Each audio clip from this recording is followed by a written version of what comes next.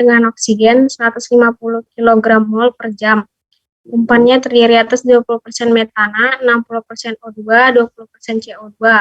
Diumpankan ke reaktor. Konversi limiting reaktornya itu sebesar 90%.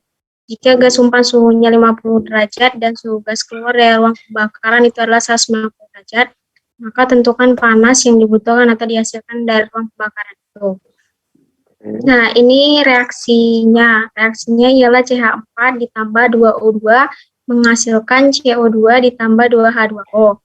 Nah, ini masing-masing neraca masanya. Kalau neraca massa CH4, dia input dikurang reaksi sama dengan produk, karena CH4 kan reaktan.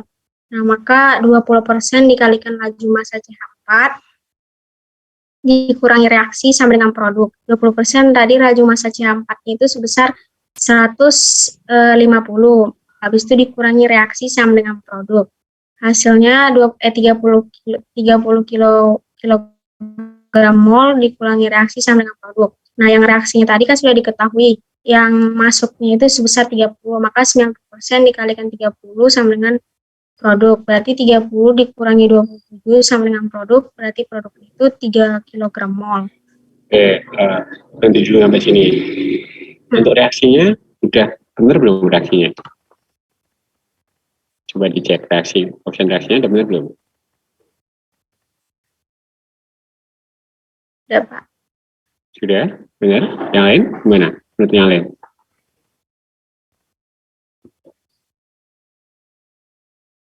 Yang lain gimana? Udah benar semua? Sama, Pak. Ya, oke. Berarti udah benar ya reaksinya. Oke, terus silahkan lanjutkan, yuk. Terus neraca massa O2 ini juga input dikurangi reaksi karena juga direaktan sama dengan produk. 60% dikalikan laju massa 150 dikurangi reaksi sama dengan produk. Hasilnya 90 kmol dikurangi reaksi sama dengan produk. Nah, 90 kmol ini dikurangi dengan 2 kali 27 sama dengan produk. 90 dikurangi 54 berarti produknya 36 kg. Oke, ya. Terus? Lalu neraca massa CO2 yang ini input ditambah reaksi sama dengan produk karena CO2 di produk. Maka 20% dikalikan laju massa ditambah reaksi sama dengan produk. Hasilnya 30 kg mol ditambah 27 karena reaksinya sama dengan 27 kmol sama dengan produk. Ya berarti produknya 57 kmol. Terus neraca massa H2O ini juga ditambah input ditambah reaksi sama dengan produk. 0 ditambah 2 kali 27 berarti produknya itu 54 kmol. Ini komponennya CH4 berarti pada umpan itu ada 30 kmol. Reaksinya 27 kmol, outputnya 3 kmol yang tadi sesuai dengan hasil yang didapat. Untuk O2 di umpannya 90 kmol, reaksinya itu 54 kmol, untuk yang di outputnya itu 36 kmol. CO2 itu 30 kmol, di reaksinya 27 kmol dan outputnya 57 kmol, sedangkan H2O untuk di umpan dan di reaksinya nggak ada, yang adanya di output itu sebesar 54 kmol. Terus ini saya masukin kayak yang Bapak kemarin, juga udah dapat dari buku itu, didapatkan untuk reaksi yang untuk yang T1-nya itu 50 derajat. Terus saya rangkai kayak gini, terus didapati bahwa CP-nya itu A plus BT plus CT kuadrat plus DT pangkat 3. Dengan panas reaksinya itu keadaan standar atau delta H derajat reaksi. Baru sampai sini, Pak. Yang untuk masing-masing Q-nya belum nyampe ke situ, Pak. Oke. Oke, tadi dia ini udah selesai belum? Sudah, Pak. Gimana? Udah? Sudah, Pak. Oke, coba share screen, lanjutin yang punyanya Angelika. Ya, sebentar, Pak. Sebelumnya, mohon maaf, Pak. Di sini karena saya ngitung manual integralnya sering salah, jadi saya pakai Excel, Pak. Pakai Excel? Iya, Pak. Oke, coba dilihat dulu, ya. Baik, Pak.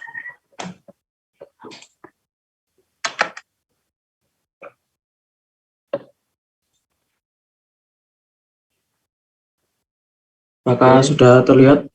Oke, udah kelihatan. Jadi di sini gas metan dibakar dengan oksigen 150 kg mol per jam. Jadi yang diperhatikan basisnya 150 kg mol per jam ini punyanya FIT, bukan punyanya yang J4. Jadi total FIT di sini 150 kg mol per jam. Nah, yang pertama diketahui persentase dari FIT 20% metan, 60% O2 dan 20% CO2. Karena di sini sudah memenuhi persentase 100%, maka reaksi yang digunakan adalah reaksi yang sempurna. C4 plus 2O2 menjadi CO2 tambah 2H2O dalam fasa gas. Nah, sesuai dengan nilai fraksi atau nilai persentase dikalikan nilai FIT total 150 kg mol per jam, didapatkan nilai FIT gasnya C4 30 kg mol, O2 90 kg mol, dan CO2 30 kg mol dengan total 150 kg per mol, kg mol per jam. Lalu dihitung komposisi mol FIT dan mol totalnya sudah dan nilai konversi 90%. Dari konversi reaktan 90% didapatkan nilai mol reaksi masing-masing. Jadi untuk nilai C4 ini ada di reaksi adalah nilai di FIT gas dikalikan nilai reaktan. Di sini tanda minus menunjukkan bahwa itu reaktan. Dan ini yang produknya positif.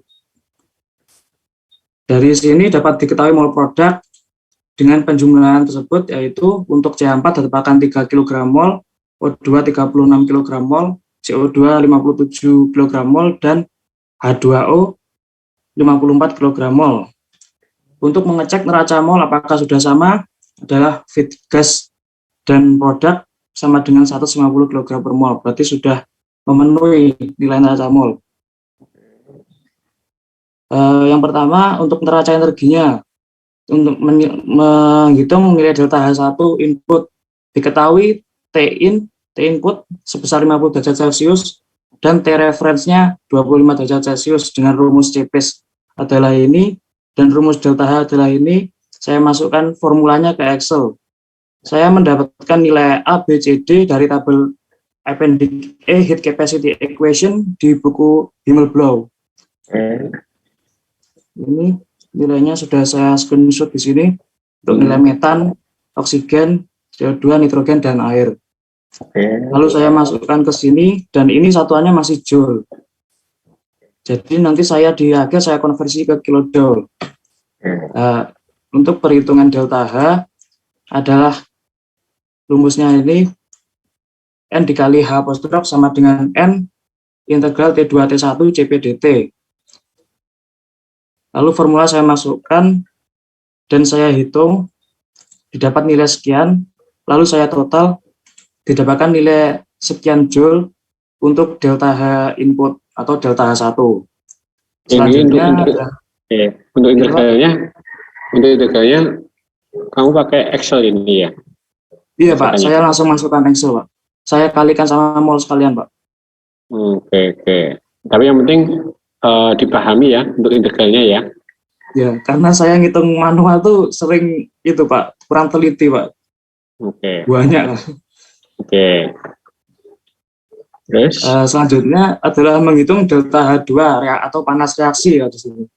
Diketahui referensinya 25 derajat Celcius. Nah, untuk menghitung delta H2 ini menggunakan Appendix F, Head of Formation and Head of Combustion of Compound.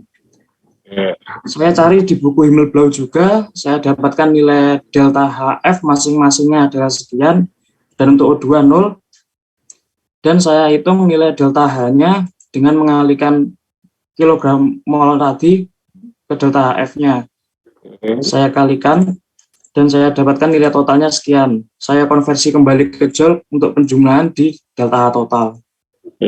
Lalu saya lanjutkan ke delta H3 output dengan T reference-nya 25 derajat Celcius sama, dan T out-nya 190 derajat Celcius, dan nilai ABCD juga saya ambil dari Appendix E1. Saya hitung nilai delta H masing-masing dan di total nilainya adalah sebesar sekian. Oke, coba saya konfirmasi dulu. Yang untuk delta H3 ini, T2, T1-nya mana kalau yang kamu kerjakan? Iya Pak, T2, T1 Pak. Yang mana? Ini, TRF sama T-out-nya nih Pak. Ya, T2-nya yang mana? T2 kurangi T1, T2 yang T-out Pak.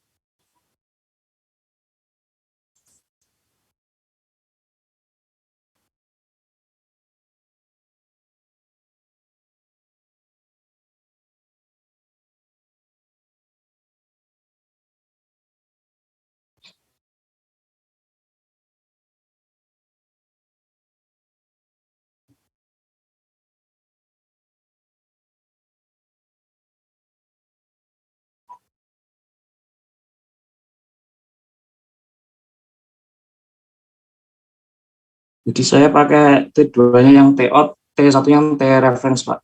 Kalau yang tadi yang delta H1, T2-nya yang T-reference, T1-nya yang T-input Pak.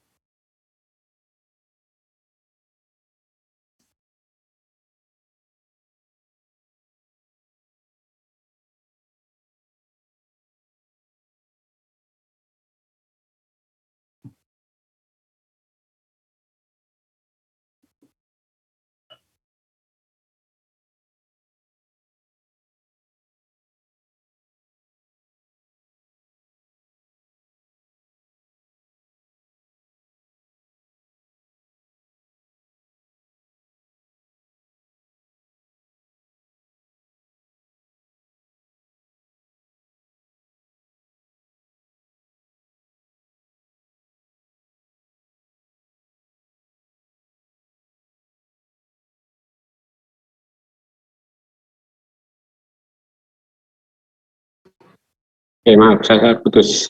Ini udah nyambung sekarang? Iya Pak. Udah ya? Oke. Jadi, T2-nya mana tadi? Untuk yang delta H3, T2-nya saya pakai yang T-out, untuk T1-nya yang T-reference. Kalau yang delta H1 tadi, T2-nya yang T-reference, T1-nya yang T-input. Oke, sip. Ini udah paham ya? Iya Pak. Yang penting posisi delta itu posisi akhir, yang posisi awal. Oke, silahkan lanjutkan. Karena nilainya memenuhi ini Pak, diagramnya ini Pak. Jadi perjalanannya dari reaktan ke referensi baru ke produk. Oke, terus? Lalu didapatkan nilai delta H masing-masing, input, reaksi, sama output dalam satuan joule. Saya total delta H1 sekian, delta H2 sekian, delta H3 sekian. Saya total dalam konversi dalam joule didapatkan nilai sekian dan saya konversikan ke kilojoule. Didapatkan nilai negatif 20.900, sekian. Oke, ingin saya konfirmasi juga. Tadi suhunya udah benar pakai Celsius semua. Kalau ditampil pakai apa? Iya Pak. Celsius ya? Ya. Di appendix-nya pakai Celsius Pak. Coba dicek T-nya dalam Celsius ya. Oke, oke, apa-apa, sip. Sudah selesai berarti ya? Sudah Pak. Oke, yang lain boleh tanyakan nggak? Izin bertanya Pak. Oke, silakan. Ini kan diketahui konversi ya Pak, dan nggak diketahui excess ya Pak. Kan sama dengan 0% kan excess-nya Pak. Nah, ini kalau dicoba pakai excess 0% gitu bisa Pak. Maksudnya kan nanti datanya diketahui nilai O2 udara kan, walaupun excess-nya 0% Pak. Ya, nanti kalau pakai excess kan tinggal Anda berarti basis hitungannya kan yang habis atau yang enggak kan ya? Ya. Ya, itu aja bedanya. Saya coba pakai excess kemarin hasilnya nggak beda jauh juga Pak. Ini excess 0%. Ya, tetapi kan harus sesuai dengan kasusnya kan ya. Kalau ada excess, berarti kan kalau ada excess berarti yang berbeda ada sisa, ya kan? Ada komponen sisanya, kemudian basis hitungannya kan berbeda nanti, ya kan? Iya Pak. Walaupun nanti angkanya nggak terlalu signifikan ya, tapi kan tergantung kan ya. Kalau excess-nya lebih banyak, ya masih nanti berbeda jauh kan ya. Iya Pak. Oke. Baik Pak, terima kasih Pak. Oke, yang lain mana? Yang penjelasan dari Denny ini, tugas ini, ditanyakan?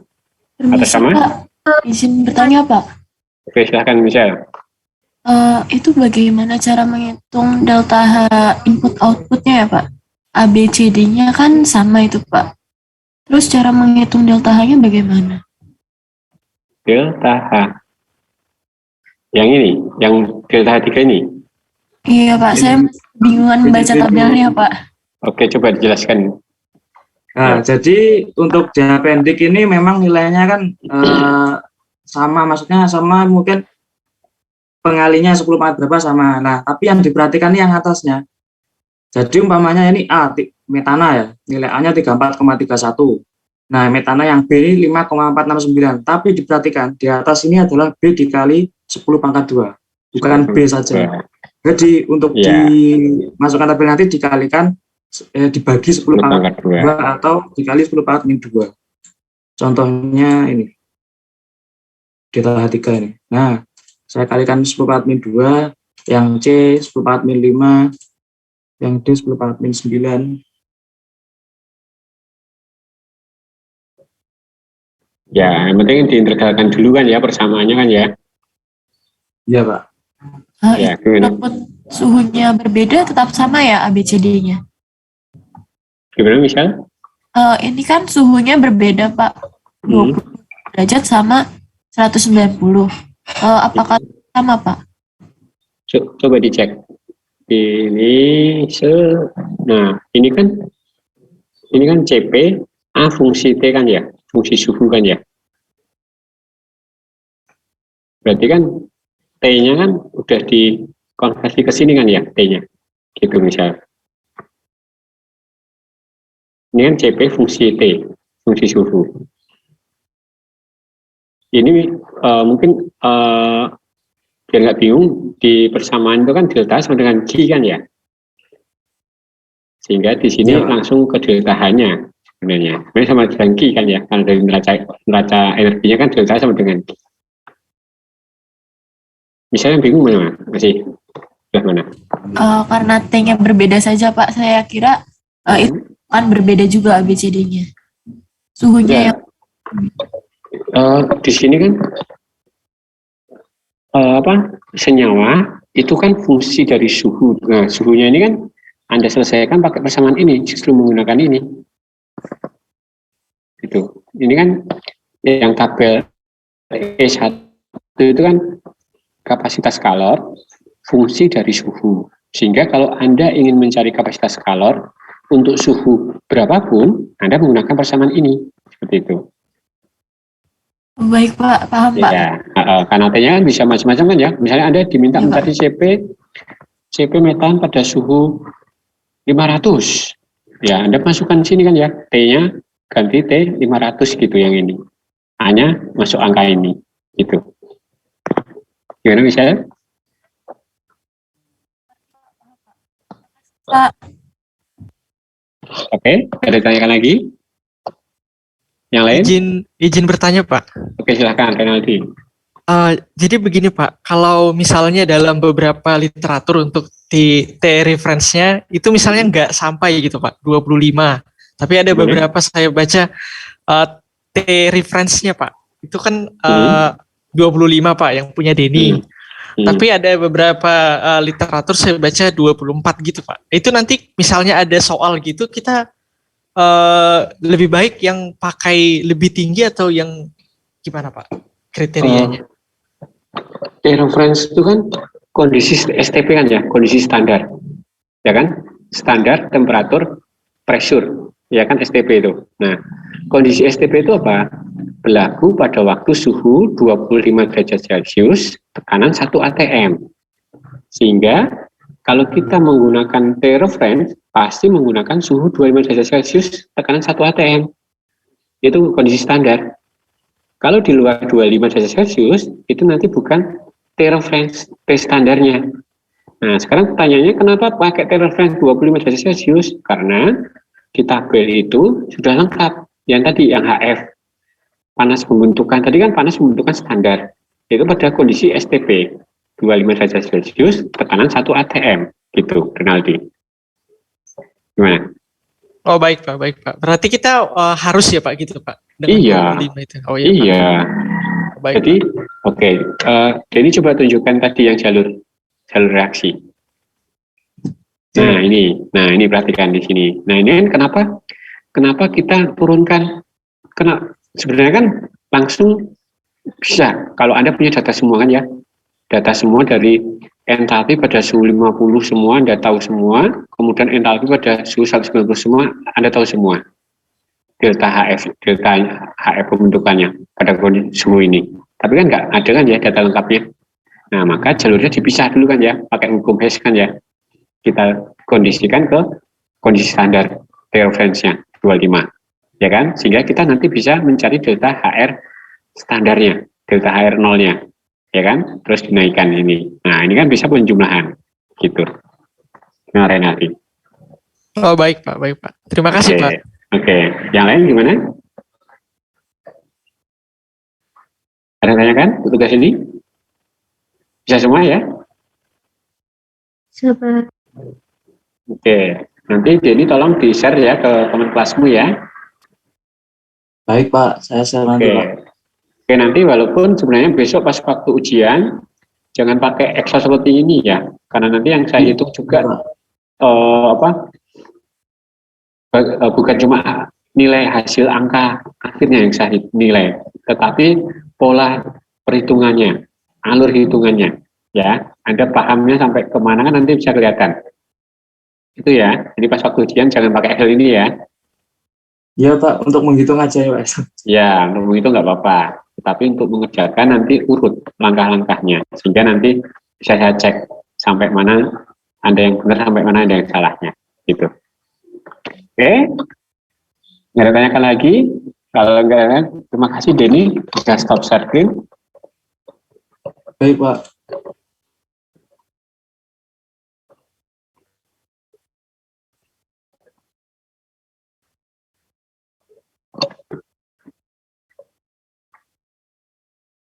Oke, kalau nggak ditanyakan, saya lanjutkan ya untuk materi berikutnya.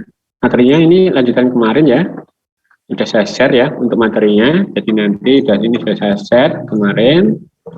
Kita bahas tentang neraca massa dan energi simultan. Contoh kasusnya itu pada proses pembakaran. Nah, pada proses pembakaran ini sangat penting ya, karena kita pasti akan banyak membutuhkan steam atau energi. Ya, energi itu pada umumnya banyak digunakan dari energi pembakaran. Contohnya pembangkitan listrik PLTU. PLTU itu dari mana energinya?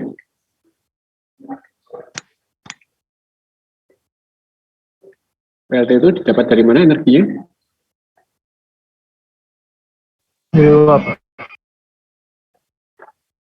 Oke, yang lain? Kemudian dari mana? Bahan bakar PLTU apa?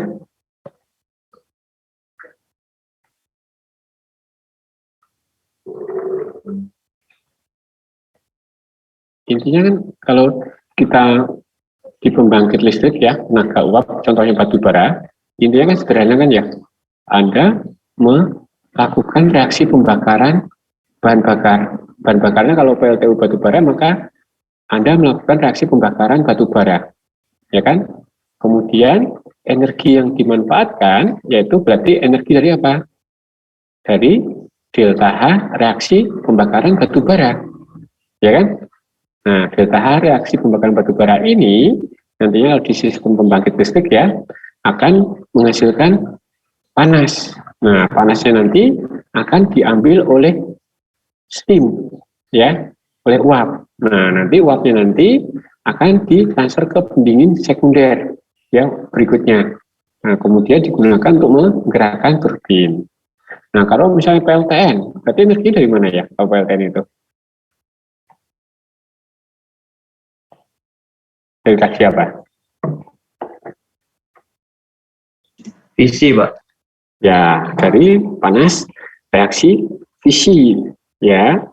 Nah, itu bedanya antara pembangkit konvensional ya dan PLTN. Kalau PLTN itu kan reaksi fisi dan reaksinya berantai sehingga Anda bisa mengendalikan ya apa sehingga dia efektif untuk membangkitkan energi dibandingkan dengan PLTU ya. Nah, sekarang kalau di pabrik kimia itu banyak kan sampai sekarang menggunakan pembakaran dari batu bara dan minyak bumi sebagai sumber energi reaksinya, ya. Nah, pada intinya reaksi pembakaran itu apa? Yaitu reaksi oksidasi cepat, ya, reaksi oksidasi cepat dengan oksigen, ya. Nah, intinya nanti akan menghasilkan nyala api, ya. Nah, sebagai reaktannya yang paling utama yaitu oksigen ini, ya, sehingga oksigen ini bisa diperoleh kalau Anda ingin melakukan pembakaran yang sempurna, ya, maka pada umumnya kita ingin ini menggunakan O2 murni, tetapi ini pasti mahal, ya, O2 murni. Nah, kalau kita menggunakan pembakaran dari udara bebas, maka perhatikan komposisi dari oksigen dan komponen yang lain di udara. Nah, pada umumnya kalau secara teknik, ya, orang kasar kan teknik itu, ya, udara itu pada umumnya kita bagi menjadi dua komponen besar, yaitu 21% oksigen dan 79% nitrogen. Walaupun yang lain ada, ya, ada CO, ada macam-macam, ya. Nah, itu tetap ada, kalau secara garis besar kita boleh mengasumsikan secara kasar seperti ini, ya. Udara itu 21% oksigen, 79% nitrogen. Sehingga rasio molnya antara N2 dan O2 3,79. Ini rasio mol komposisinya. Nah, untuk unsur utama yang bereaksi dengan oksigen, kan kita mereaksikan dengan bahan bakar. Nah, komponen bahan bakar itu batu bara dan minyak bumi. Nah, batu bara minyak bumi itu senyawa hidrokarbon. Komponennya apa aja batu bara itu?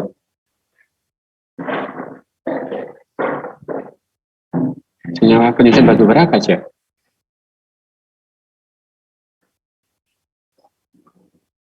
Ada yang mau ngasih ide? Karbon, hidrogen, oksigen, sama nitrogen dan sulfur, Pak. Ya, jadi tadi karbon, hidrogen, ada nitrogen, ada sulfur, ya. Tetapi komponen utama ini, ya, komponen utama yang banyak terkandung di bahan bakar itu ini. Ada karbon, senyawa karbon, ya, senyawa hidrogen, dan senyawa sulfur. Nah, nanti banyaknya rantai karbon dan banyaknya rantai hidrogen serta sulfur ini yang mempengaruhi kualitas bahan bakar. Ya, kualitas bahan bakar beda-beda kan, ya. Batu bara dan minyak bumi, kualitas bahan bakarnya bagus mana?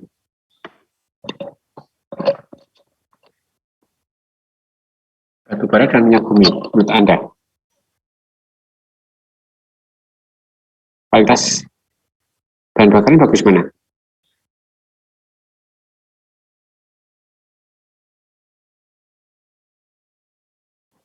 Bagus, ya, minyak bumi, ya. Kenapa?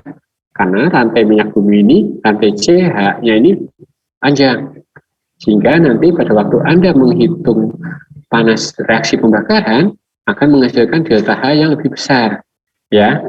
Nah, intinya kan delta H yang ini kan, ya, semakin besar delta H-nya, maka kita akan menghasilkan panas pembakaran yang lebih besar. Nah, sehingga pembakaran akan lebih efektif, ya.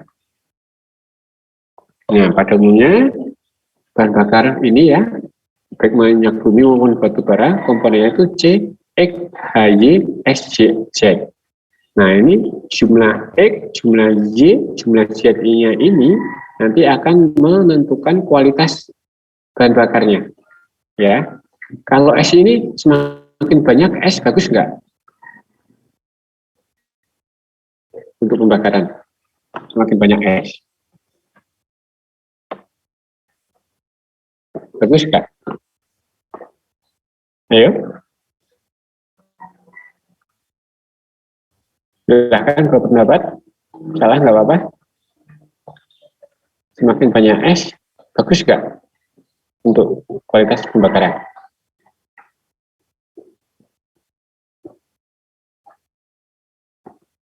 Saya izin menjawab, Pak. Silakan. Kalau menurut saya tidak bagus, Pak, karena dalam pembakaran itu yang saya baca dalam literatur sulfur akan menyebabkan kandungan saat pembakaran menjadi semakin asam, Pak. Ya, ini Anda lihat di reaksinya ini. Ya, pada waktu mereaksikan bahan bakar ini dengan oksigen, produknya apa? Ini, ada SO2. SO2 ini komponen apa? Komponen polutan, pencemar udara. Ya kan? Nah, ini yang menyebabkan nanti fenomena hujan asam. Kalau Anda perhatikan, ada yang rumahnya dekat pembangkit listrik nggak? Batu bara, misalnya di daerah Jepara, di daerah Dumai, ada nggak yang rumahnya dekat dengan pembangkit listrik? Nggak ada? Nggak ada, Pak. Ya, kalau di dekat pembangkit listrik itu nanti tanaman banyak kan yang mati, ya. Kenapa? Karena tadi air hujannya itu kalau Anda cek pakai pH, dia bersifat asam, asid, ya asam. Karena ini nanti mengandung SO8, SO2-nya ini, ya. SO2 ini kan mudah bereaksi dengan H2O, membentuk H2SO4. Nah, inilah nanti yang menyebabkan fenomena hujan asam. Sehingga bahan bakar ini harapannya esnya kalau bisa nggak ada sebenarnya. Sehingga kalau di batu bara itu menentukan kualitas batu bara nanti bisa dicek dari berapa kandungan sulfurnya. Semakin tinggi sulfur, maka kualitas batu bara itu akan semakin rendah, harganya akan semakin murah. Nah, kalau di Indonesia bagus nggak kualitas batu baranya itu? Bagus atau rendah kualitasnya? Ada yang dari Kalimantan? Ada nggak mahasiswa ini, kelas ini? Ada, yang dari, Pak. ada. Nah, dari Kalimantan kan pasti sering ya melihat batu bara di pinggir-pinggir jalan. Sering nggak? Safira, Pak, dari Kalimantan. Ya, Kalimantan mana, Sakira? Kalimantan Barat, Pak. Kalimantan Barat. Dekat nggak dengan penambangan batu bara? Bukan di daerah saya sih, Pak. Maksudnya beda kotanya gitu. Oh ya, pernah lihat ya? Saya belum, Pak. Oh, Soalnya belum. saya jarang keluar gitu sebetulnya, Pak. Oh ya, mungkin di daerah kotanya ya. Iya, Pak. Ya, saya dulu sering kalau pas ke Kalimantan, misalnya dari Balikpapan ke Samarinda, kemudian tugas lagi ke Palangkaraya, kemudian ke mana? Palangkaraya. Nah, itu kan kalau jalan darat pasti di sekeliling jalan itu banyak tumpukan kayak arang, ya kan? Batu bara kan wujud fisiknya kayak arang, ya. Nah, kalau yang punya di Indonesia itu kelemahannya ini, kandungan sulfurnya besar. Sehingga sebenarnya kualitas batu bara kita itu jelek. Tetapi karena apa ya? Kita butuh uang. Nah, sebenarnya ini belum matang. Batu bara Indonesia itu masih batu bara muda. Ya, sebenarnya nanti yang cocok itu ditambang oleh anak cucu kita. Ya, masih muda sehingga kualitas esnya banyak. Nah, itu yang sebenarnya tidak bagus. Yang batu bara yang bagus itu yang banyak dihasilkan di Australia. Australia itu dia penghasil batu bara kualitas bagus, ya, sulfurnya sangat kecil sehingga banyak disukai, tetapi harganya lebih mahal. Nah, untuk reaksinya seperti ini ya, tadi, sampai lagi ya. Nah, reaksinya ini, reaksi pembakaran, ini contohnya batu bara ya, batu bara, ini 1 mol ya, ini kita menggunakan reaksi elementer ya, berarti sesuai dengan koefisien reaksinya ya. Nah, ini kalau Anda punya bahan bakar CX/HY/SY, Anda bisa menghitung kebutuhan oksigen yang dibutuhkan untuk melakukan pembakaran. Caranya gimana? Nah, Anda samakan koefisien reaksinya, ya kan? Nah, maka dari persamaan ini, ya, koefisien reaksinya bisa kita samakan seperti ini, ya. Ini kebutuhan O2-nya menjadi X plus J per 4 atau seperempat J plus Z, ya, mol kebutuhan oksigennya. Kemudian produknya Kalau kita ini menggunakan asumsi pembakaran sempurna atau tidak sempurna, kalau seperti ini asumsinya. Sempurna, Pak. Pembakaran sempurna. Kenapa?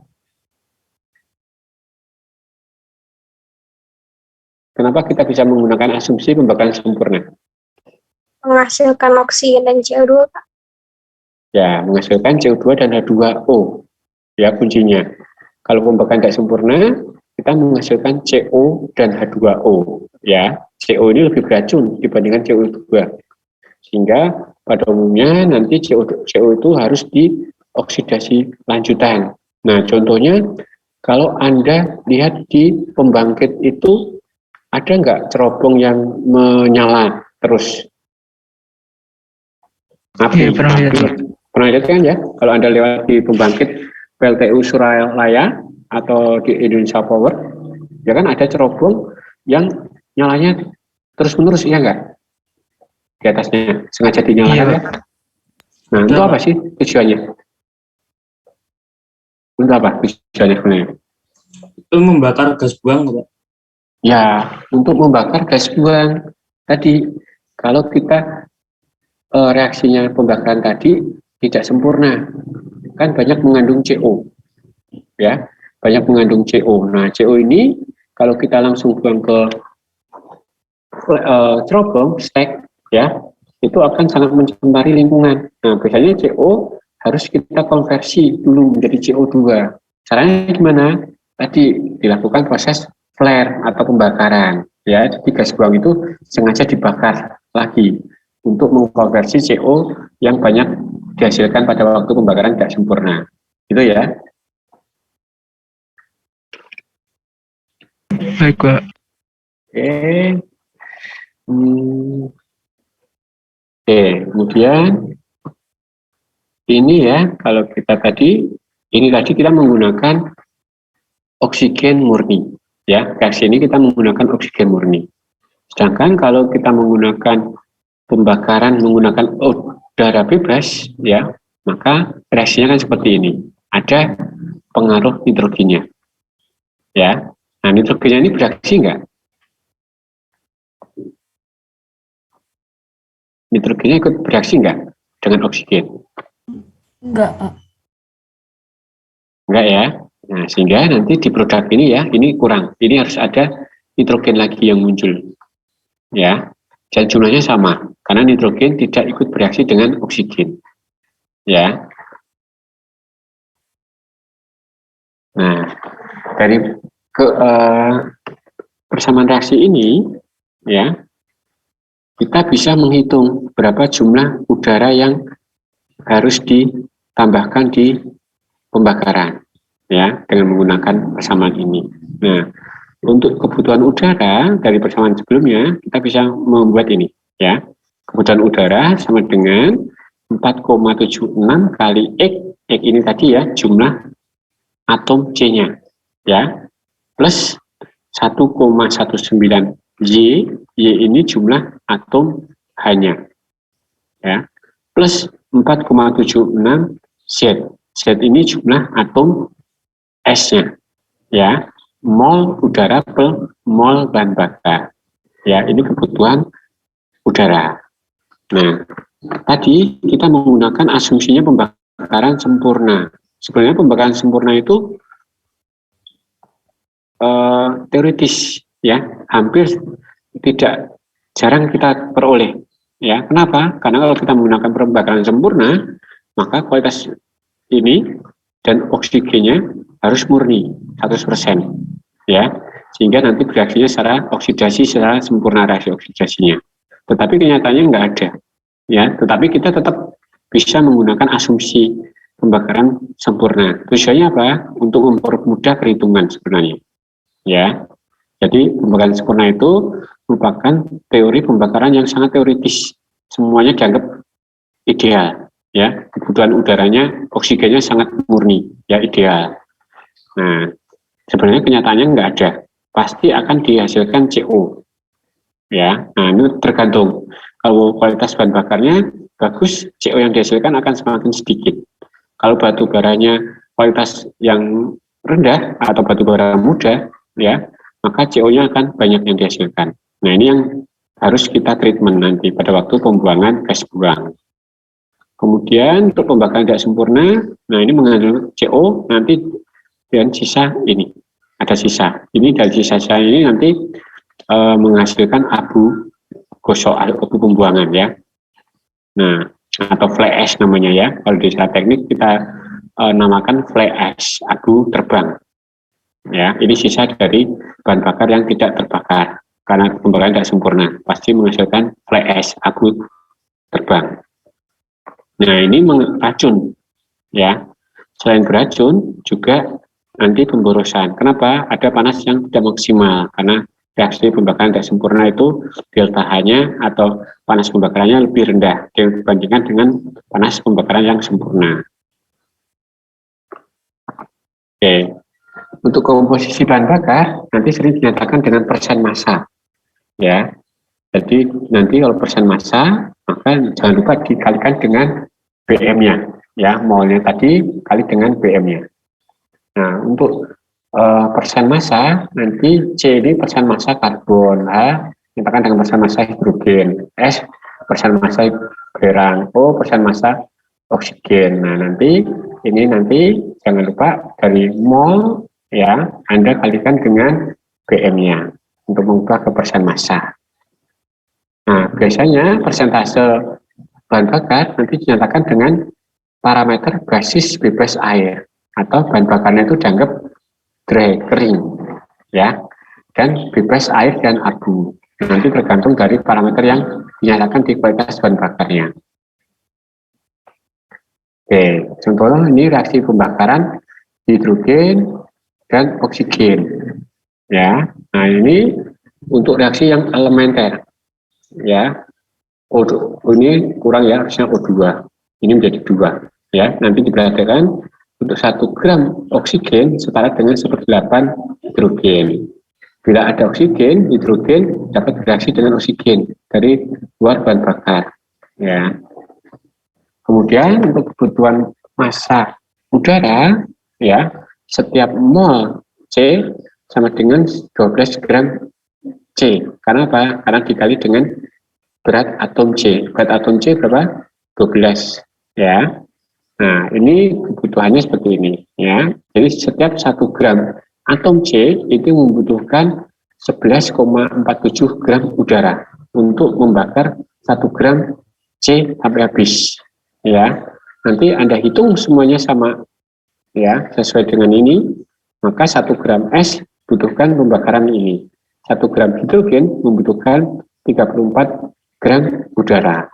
Nah, sehingga kebutuhan total nanti tinggal dijumlahkan untuk menghitung kebutuhan massa udara. Nah, kebutuhan udara secara teoretik dihitung dari komposisi bahan bakar tadi, ya. Nah, tinggal dijumlahkan, ya, sehingga akan diperoleh kebutuhan kilogram udara per kilogram bahan bakar, ya.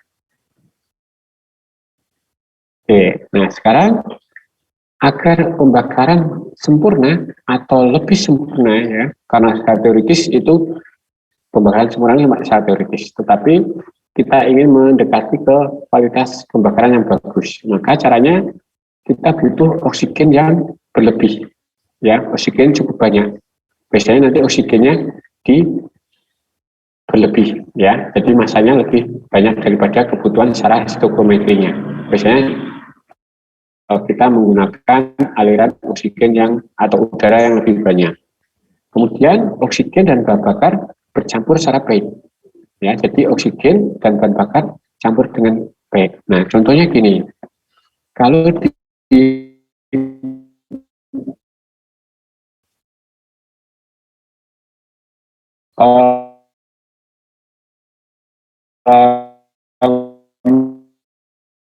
mesin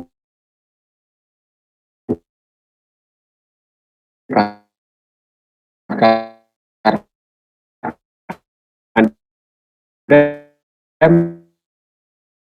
menggunakan motor kan, ya, itu kan mesin bakarnya di piston, hanya shift, ya kan? Nah, bagi masih jelas kan? Biasanya menjadikan jelas nggak ini? Sudah jelas. Ya, Gimana? Pak. Jelas ya? Jelas, Pak. Oke. Nah, sekarang Iya, Pak.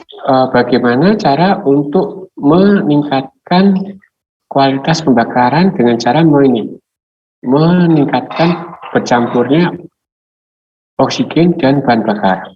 Pak, ambil contoh di mesin bakar bensin, ya, di piston di motor Anda. Bagaimana langkahnya? Anda punya motor lama, yang misalnya motor tahun 90-an, masih ada nggak yang punya motor tahun 90-an? Atau awal tahun 2000-an, masih ada nggak? Nggak ada. Nggak ada, Pak. Nah, bedanya apa dengan motor yang baru itu di mesinnya?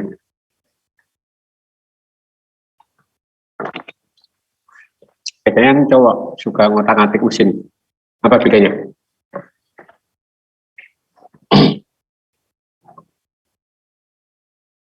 Bedanya di apa? Kompresi, Motor Pak. apa? Kompresinya beda.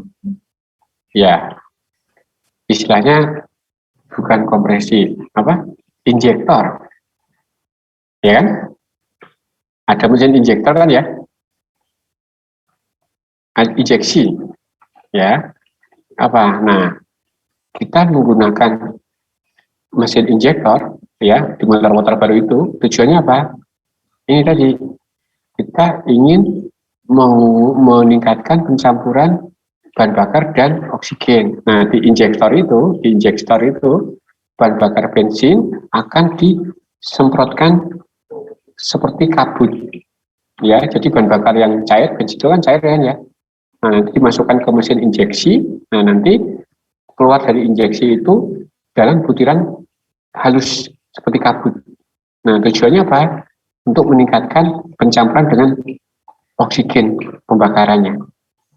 Ya. Nah, tujuannya seperti itu. Untuk meningkatkan kualitas pembakaran, ya. Kemudian langkah berikutnya kita bisa mencampur oksigen dan bahan bakar pada temperatur yang lebih tinggi. Nah, di sini kalau di pembangkit listrik itu kita proses penambahan oksigennya bertahap, ya.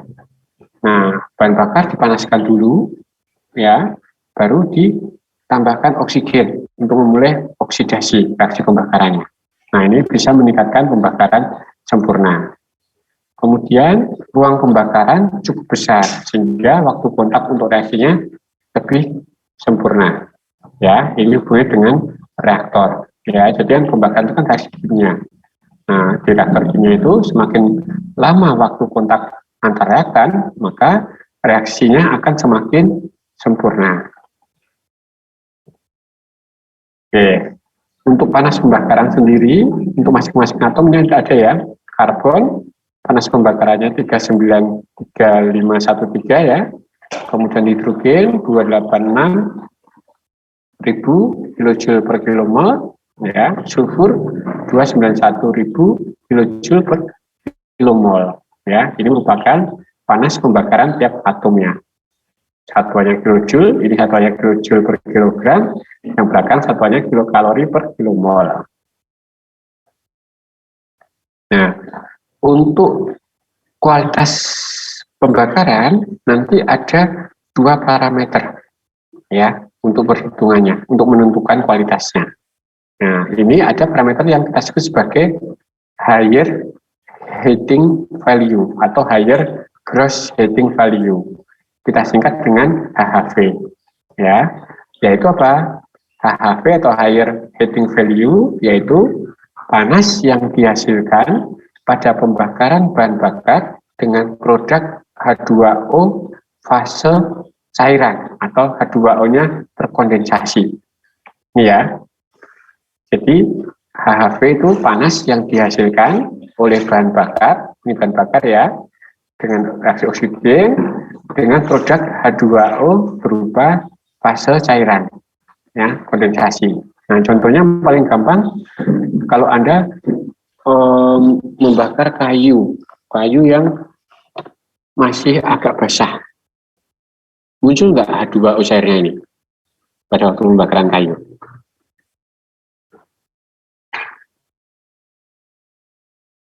Pernah masak pakai kayu nggak?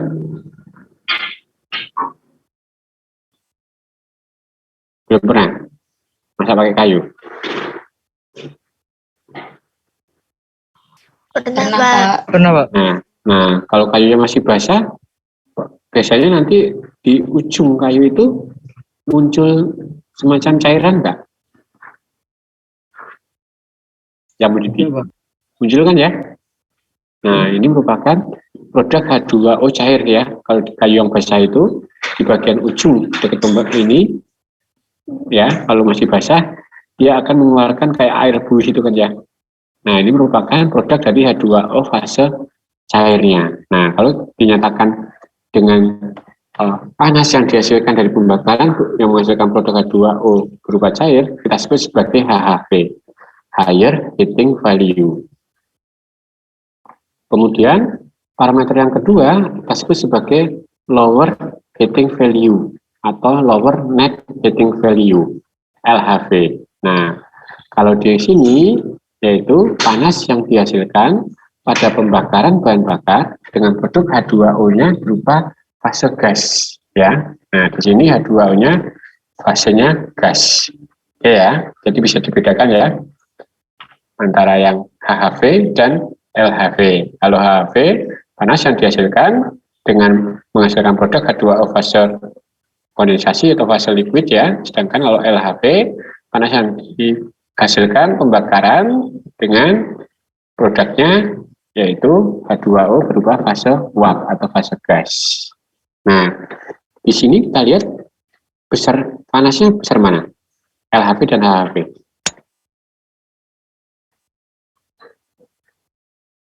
Besar mana? HHV.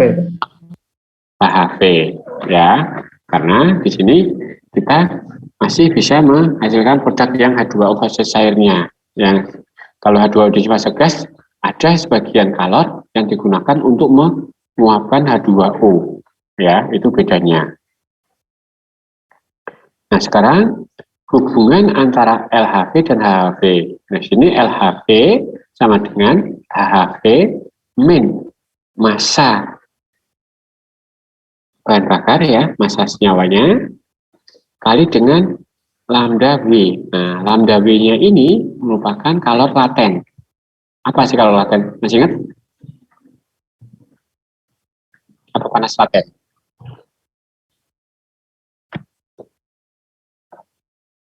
Ada yang masih ingat? Panas laten apa? Atau kalor laten? Kalor pada suhu konstan, Pak. Apa? Kalor pada suhu konstan, Pak. Ya, panas yang dibutuhkan untuk mengubah fase. Nah, itu panas laten. Tandanya tadi panasnya itu tidak menghasilkan kenaik delta T. Ya, kenapa? Karena digunakan untuk mengubah fase. Ya, contohnya pada waktu Anda mendidihkan air. Kalau sebelum berubah menjadi uap semua, maka delta T-nya akan tetap 0 atau T-nya pada waktu T 100 derajat Celcius ya, sampai uap berbentuk uap sempurna. Nah, itu panas laten ya. Nah, nanti sebagai pendekatan untuk selisih HHV dan NHV atau LHV ya. NHV itu sama dengan LHV ya, tadi net higher value, net heating value ya, atau LHV. Ini nanti selisihnya bisa kita nyatakan untuk panas latennya sebesar ini, 589 kcal per kilogram air atau 1040 BTU per pon air ya. Jadi ini merupakan kalor laten dari H2O. Nah, sekarang kita bisa memperkirakan panas dari pembakaran ya. Berapa kalor dari pembakaran? Nah, untuk nilai kalor dari pembakaran kita menggunakan persamaan ini ya, 97.000 per 12 kali dengan C ya, plus 68400 per 2 kali dengan H min 0/8 ya, plus 69632 S ya, atau sama dengan ini dibagi ini ya. Nah, ini merupakan nilai kalor pembakaran ya, kilokalori per kilogram bahan bakar ya. Kemudian kita juga bisa mengestimasi HHV. Kita bisa menggunakan persamaan Dulong.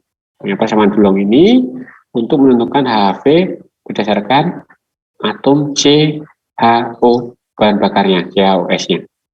Ya. Nah, ini untuk HHV-nya kita menggunakan persamaan Dulong seperti ini. Ya, untuk menilai HHV-nya.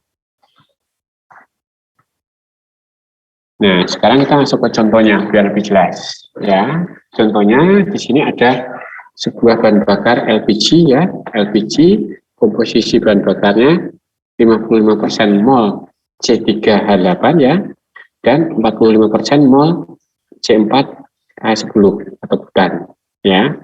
Dilakukan proses pembakaran sempurna dengan udara bebas, yaitu 21% oksigen, 17% nitrogen. Nah, laju alir gas LPG-nya 10 mol per menit. Nah, ini pertanyaannya, jika pembakaran dilaksanakan secara stoichiometri ya, sesuai dengan stoichiometrinya, tentukan laju alir dan komposisi gas hasil pembakarannya.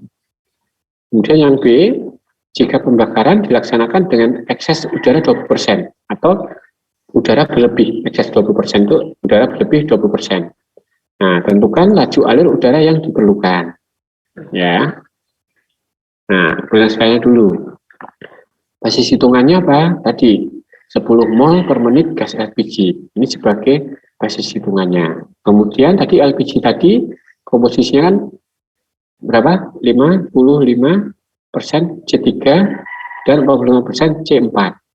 Ya, nah maka mol C3H8 5,5, mol C4H10 4,5 mol. Ya. Nah, kemudian berarti ada dua reaksi pembakaran ya. Reaksi pembakaran C3H8 dan reaksi pembakaran C4H10. Nah, maka kita buat dua reaksi pembakaran ya. C3H8 plus O2 membentuk CO2H2O ya. Kemudian Anda samakan koefisien reaksinya ya. Ini sudah sama belum? Coba dicek. Sudah sama belum? Yang ini sudah sama belum? Oke ya. Nah, maka kalau sudah sama konsentrasinya, maka kita masukkan mol-molnya ya. Nah, ini 5,5 ya kan? Maka tinggal disesuaikan dengan konsentrasinya ya. Ini berarti 5,5 kali 5 kan ya. Yang ini 5,5 kali 3, yang ini 4 kali 5,5 ya. Kemudian reaksi yang kedua, C4H10 bakar dengan oksigen ya. Nah, tinggal sama tadi ya, konsentrasi biasa. Oke. Kemudian ingin laju alir gas dari hasil pembakarannya. Ya. Maka untuk laju alir gas hasil pembakarannya yaitu ini tadi. Ya. Ini hasil pembakarannya penjumlahnya ya. Berarti CO2-nya ada 16,5 tambah 8 ya. H2O-nya ada 22 mol tambah dengan 22,5. Ya, tinggal ditambahkan aja. Oke ya. Nah, ini komposisi gas buangnya. Nah, nitrogennya sama enggak? Sama ya. Jadi nitrogennya nggak usah kita hitung kan ya. Kenapa? Karena nitrogen kan tidak ikut bereaksi dengan oksigen, sehingga nitrogen input dan output sama. Berapa persen tadi? 79%, ya kan? Nah, tinggal diubah ke molnya. Oke ya. Ini komposisi gas buang pada waktu menghasilkan pembakaran gas sempurna. Ya. Nah, kemudian yang B untuk ekses O2 berlebih. Nah, kalau ekses O2 berlebih, maka ada sebesar 120% atau 1,2 oksigen. Nah, tinggal diubah molnya. Ya, kemudian tinggal disesuaikan dengan laju alir udaranya. Ya, perhitungannya bisa. Oke. Kemudian contoh kedua, di sini ada batu bara ya, dengan komposisi batu baranya 65% karbon, kemudian 5% abu, kemudian 30% volatil matter atau sinyal-sinyal volatil. Nah, pada waktu proses pembakaran batu bara ini ternyata menyisakan sisa padatan dengan komposisi atau fraksi beratnya ini, sisa padatannya 10% karbon, 90% abu, ya, dari produk pembakarannya. Jika sisa padat terukur 40 kg, berapa jumlah batu bara yang telah dibakar?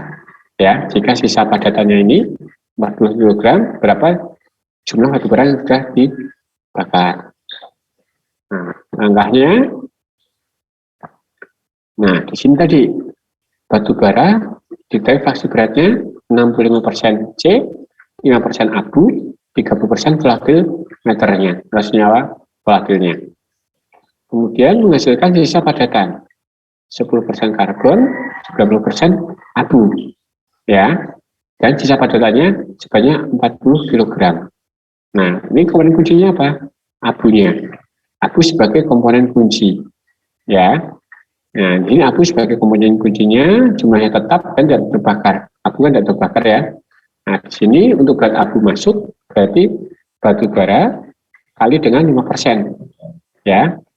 Nah, berat abu yang keluar 90% kali dengan 40 kg, ya. Sehingga batu bara yang telah dibakar yaitu apa? 90% kali dengan 40 kg ini ya yang masuk ya, bagi dengan 5%, ya.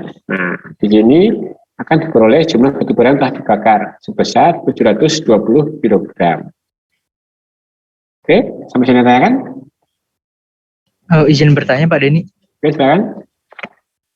Boleh ditampilkan pada soal nomor 1 yang bagian B tadi Pak, tentang yang excess 20%.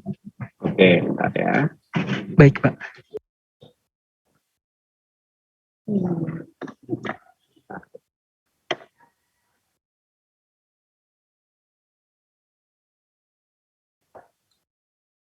Oke, di. Oke. Nah, iya Pak. Izin bertanya Pak. Ya. Sebelumnya untuk yang 1,2 tadi itu hasil dari mana Pak? Dari jumlah oksigennya ya Pak? Iya, kan kalau ekses kan Yang menggunakan 1,2. ya, ekses 20% kan berarti berlebih sebesar 20%. Ya kan? Berarti oksigen yang dibutuhkan berarti berapa? 120 kan ya? 100% ditambah dengan 20. Berarti 120%. 120% berarti Oke. apa? Oh baik. 1,2 gitu. Oke? Oke baik. Siap. Oke. Terima kasih banyak Pak Denny. Ya, yang lain silakan. Bisa silakan.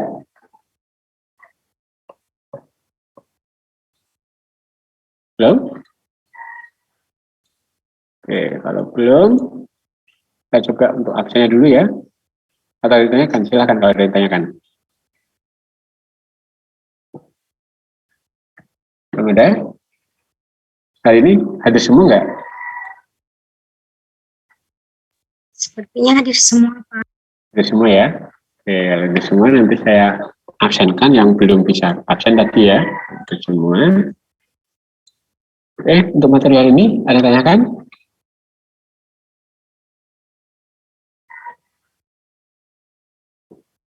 Dari saya belum Pak. Belum? Permisi Pak, izin bertanya Pak. Oke, silakan Michelle. Yang terakhir Pak, yang penyelesaian soal 2 Pak. Itu berat batu bara yang telah dibakar, kenapa 90% dibagi 5% ya Pak? Ini. Nah, Iya. ini kan kita lihat sebagai komponen kunci berarti apa? Dia sebagai apa? Untuk neraca masanya kan ya. Nah, jadi di sini kan berat abu masuk yaitu berat batu bara kali dengan 5%. Ya kan? Kenapa? Karena batu bara tadi tergantung dari 5% abu. Ya kan? Kemudian berat abu yang keluar yaitu apa? Nih, 90% abu kali dengan sisa padatannya 40. Ya, berarti berat abu yang keluar Maka 90% kali 40. Nah, sekarang kalau kita ingin menghitung batu baranya ini, berarti 90% zat abu yang keluar dibagi dengan yang input ini. Gitu. Kan sama saja dulu. Input sama dengan output aja. Iya Pak. Gimana? Baik Pak, paham Pak. Terima kasih Pak. Oke. Ada lagi yang nanya kan? Ada?